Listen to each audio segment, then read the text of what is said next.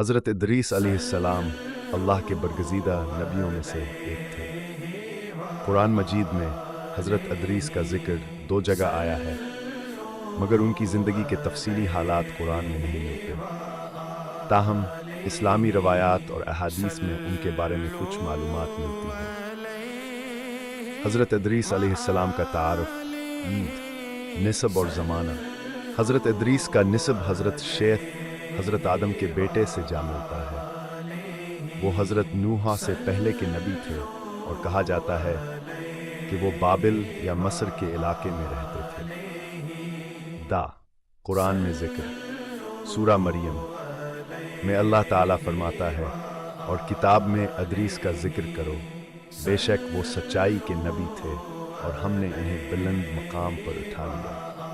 سورہ الانبیاء میں بھی حضرت ادریس کا ذکر صالح بندوں کے ساتھ کیا گیا ہے۔ حضرت ادریس علیہ السلام کے اہم واقعات اور علم و حکمت۔ حضرت ادریس کو علم، حساب، طب، فلکیات اور لکھنے کی صلاحیت دی گئی تھی۔ بعض روایات کے مطابق وہ سب سے پہلے لکھنے اور کپڑے سینے والے انسان تھے۔ نیکی اور تبلیغ۔ وہ اپنی قوم کو اللہ کی وحدانیت کی طرف بلاتے تھے اور انہیں اچھے کاموں کی تلقین کرتے تھے۔ آسمان پر اٹھایا جانا۔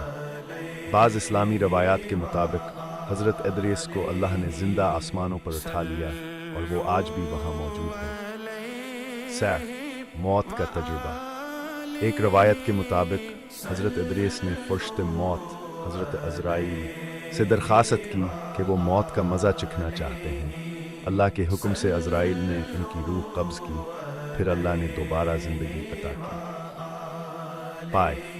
قیامت کے وقت واپسی۔ بعض مفسرین کا خیال ہے کہ حضرت ادریس قیامت کے قریب کسی خاص مشن کے تحت دنیا میں واپس آئیں گے۔ نتیجہ، حضرت ادریس علیہ السلام ایک عظیم نبی تھے جنہیں اللہ نے اعلیٰ مقام عطا کیا۔ وہ علم، حکمت اور نیکی میں نمایاں تھے اور ان کا ذکر قرآن و حدیث میں عزت و احترام کے ساتھ کیا گیا ہے۔